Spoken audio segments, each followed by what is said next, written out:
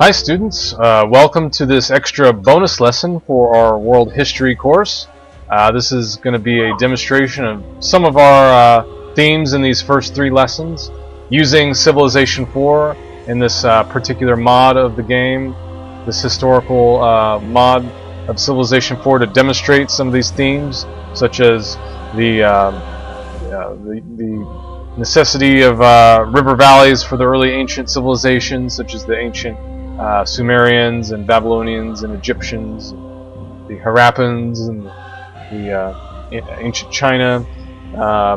What else? The need for food to support a surplus of specialists to produce things like writing and craftsmanship and other things like that. And a professional army, government and priestly bureaucrats. So we're going to look at all these themes here. So let's jump right in. I've created a custom scenario just for this. So you'll recognize some of the civilizations that we have been learning about in our first three lessons. We've got from lesson 1, the Sumerians, represented by the quasi-mythical Gilgamesh from the Epic of Gilgamesh, of course. Then we've got the Babylonians under Hammurabi.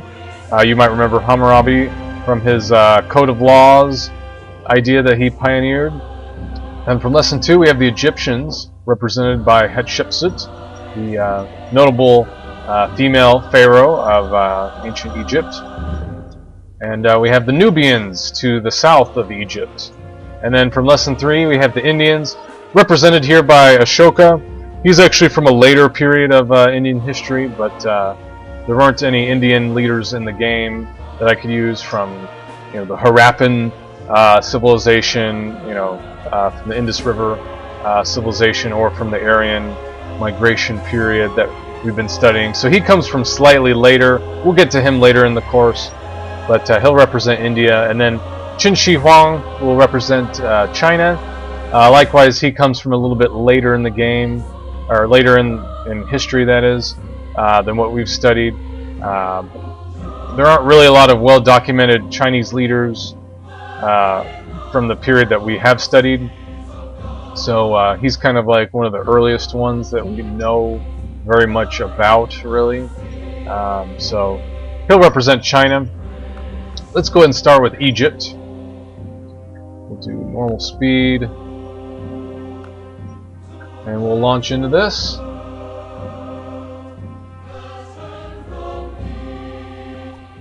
And sorry if you hear my dogs in the background, they're a little rambunctious right now. So here we are as Egypt.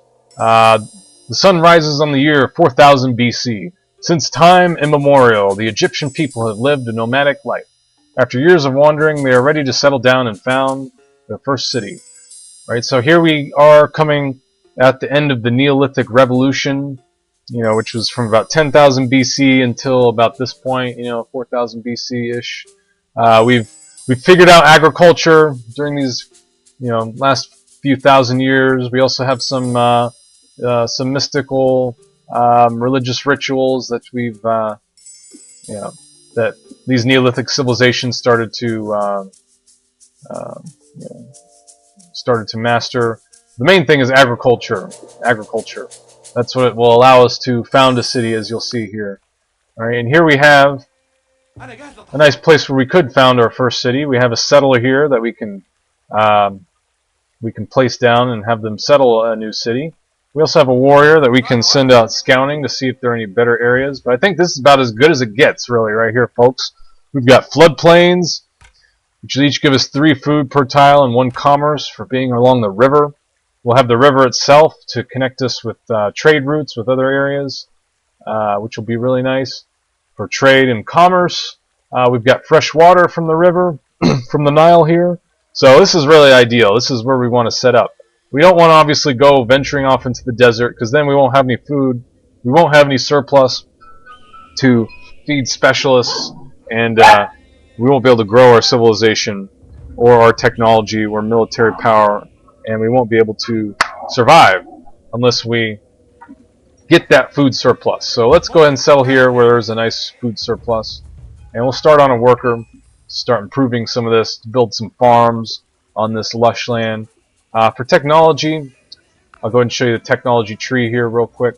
We're going to start with mining so that we can maybe mine some of these hills. We've got some nice stone here, which will give us some nice raw materials represented by the hammers. Here, you know, there's food. There are basically 3 resources on the map. There's food, raw materials, and commerce. Hills will be good for raw materials, especially once we get mining and masonry. Mining will lead us to masonry up here. We'll also need pottery to get there too, though. So we've started, like I said, coming out of the Neolithic Revolution with agriculture. We also, as Egypt, have mysticism, inheriting the idea of semi-divine kingship from the Sudanic peoples and the Nubians further south, as you might have read in your textbook. So that's where we'll be headed first, is mining, and then probably pottery and masonry. Eventually we're going to want to get to writing, so we can build some libraries and really crank up our innovation and our research with some scholars, and also that'll add to our culture too. That'll be great for expanding our influence. To get to writing, you can see there's a couple different ways. First of all, you need something to write on. They didn't have paper back in this time period. Paper is actually pretty difficult to manufacture.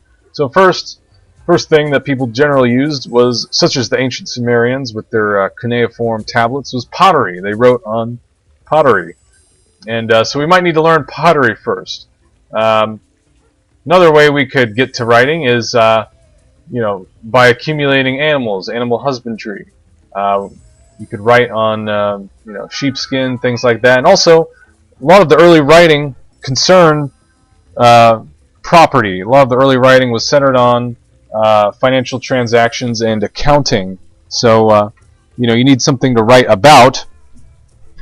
And one of the most important things that people wanted to write about in their first writings was actually not literature or history, but accounting. You know, who owed whom what money, whose property was whose, and so on. So, and animals were kind of the main form of property and currency for a long time in the ancient world. So that's another way we could get to writing, also through priesthood.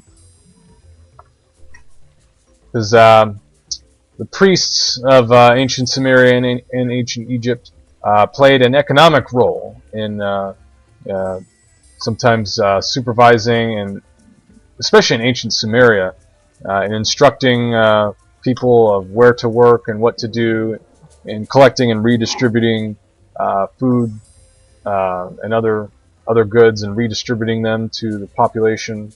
The Sumerian ziggurats were kind of centers of not just political power but economic power too, as the priests commandeered some of the agricultural surplus and took some of it for their own satisfaction, but also redistributed it as they saw fit, and as you know, sometimes to employ, you know, craftsmen who would be working on the temples or other public works sort of things. Sometimes as pensions, you know, all sorts of financial arrangements were handled by the priesthoods early on.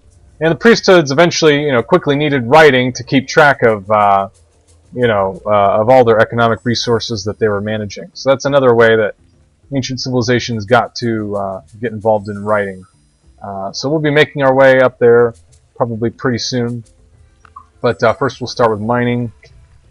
And we'll have our warrior kind of scout around, see if... and here we go, we've already met the Nubians to the south. We'll go ahead and be peaceful with them for the moment. Here they are, down here. Down lower on the Nile, as you might remember. We'll go ahead and let this warrior just kind of automatically explore as we focus on seeing how our homelands develop. Here we see the years going by. The man who moves a mountain begins by carrying away small stones. All right, so we've got our